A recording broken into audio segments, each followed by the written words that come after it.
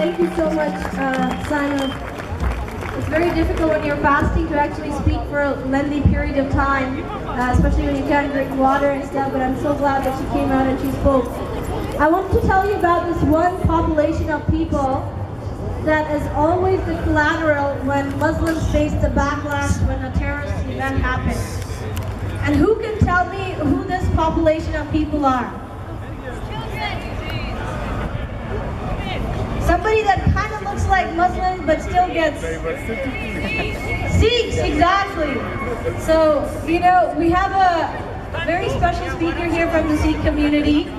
His name is Tegh Singh, and believe it or not, Sikhs are just as diverse as we are. So he's not Indian as somebody is screaming behind. He is a black Sikh person. So I would love to welcome now, and we're so honored to have Tegh Singh.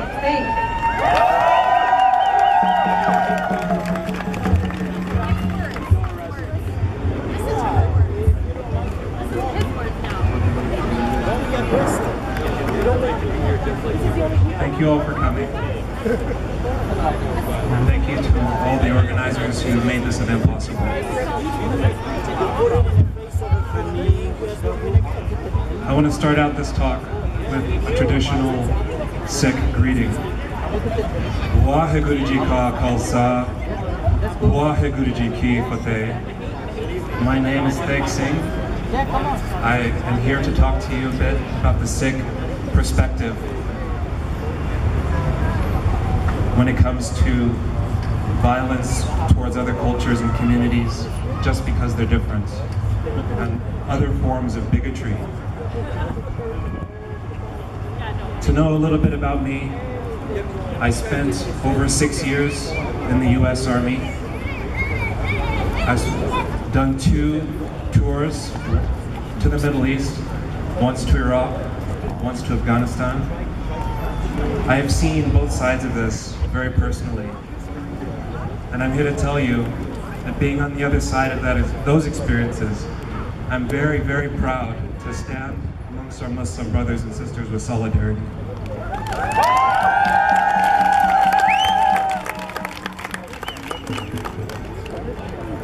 The Sikh faith was born in a climate of constant prejudice, violence, and hatred towards different traditions. There was widespread oppression, bigotry, subjugation, and forced religious conversion. Sikhi was founded only in the mid-1500s by Guru Nanak Dev Ji, the first of 10 gurus. They spread the message of love for the whole of humanity, justice and equality for people of all faiths, all cultures, all castes, all genders, all social status. Their message was simple: Ek Omkar, God is one. The whole of reality, the whole cosmos, all planets, all life, all human beings, we are all a part of this one. Knowing that the light of the Creator dwells in everyone and everything, we are then compelled to direct our love for the Lord outward as well as inward. Instead of just upward into the ether, where we hope our prayers will be answered. No, all Sikhs are charged with actively fulfilling a humanitarian mission. Tegh, Tegh, Fateh. Tegh, let us help feed and care for the needy. Tegh, let us defend with our lives if need be the rights and freedoms of others. Fateh, let us inspire others to connect with the divine through their own traditions and still uphold righteousness in each of our communities. Through this calling, the Sikh Gurus themselves have given free food to countless people through the Institute of Langar. They built a mosque even for a community without a place of prayer. They gave equal status to women, empowering them to become generals, politicians, community leaders, priests.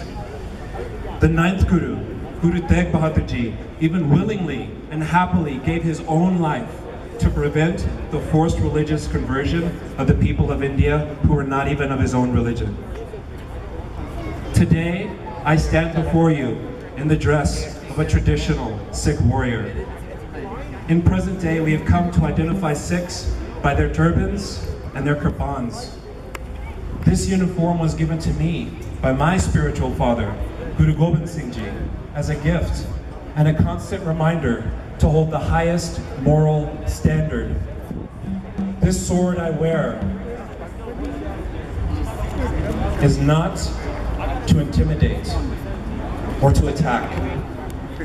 It is a daily reminder to me, instead, to be the shield, to stand out, and to stand up, even if I stand alone, to defend the rights of others, to foster positive relations between peoples, to love one another, because we recognize the light of the divine in each and every individual, and through benevolence and devotion, to inspire others to do the same. So I implore each and every one of you to never give up this fight against hatred, to continue to stand up, to push back, and to hold the line against those who choose to persecute and lash out at others for their differences.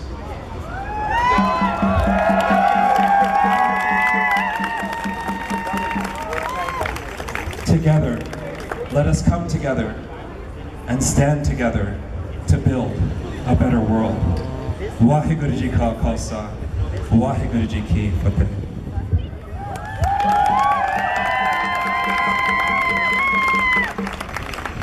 Thank you so much, Singh. I mean, that was so beautiful. This is what we wanted the people to hear at this rally. And we want everyone, not just the people who we invited, but the people who are also opposing us. And I see a lot of them here. I see Arthur Pulaski here taking pictures. You know, you have a Jesus is King t-shirt in your t-shirt, and we have so much respect for Jesus Christ. Because in Islam, he's one of our prophets, and we might not see him the same way, but we have the utmost respect for him and his teachings. That being said, I want to introduce to you the next population of people that are getting attacked the most by these people, and that's the Syrian refugees. Those are the refugees, the 40,000 that have come all over Canada. I've been working with them since September 2015 through the Syrian Refugee Support Group. Every single week, I go to their house to listen to their stories. Every single week, I spend time with their children, the moms, the dads, the single families, the youth. And I sit and read their Facebook posts, the Facebook post of WCI Canada, or of the Canadian Combat Coalition. I'm like, you know what? Forget about Google. Just come and meet them, talk to them. I know a whole bunch of them. If you just want to sit down and talk to one, then you'll know all this fear that you're propagating towards refugees are completely BS. I'm sorry, I wanted to say the whole word, but I'm fasting, I can't swear.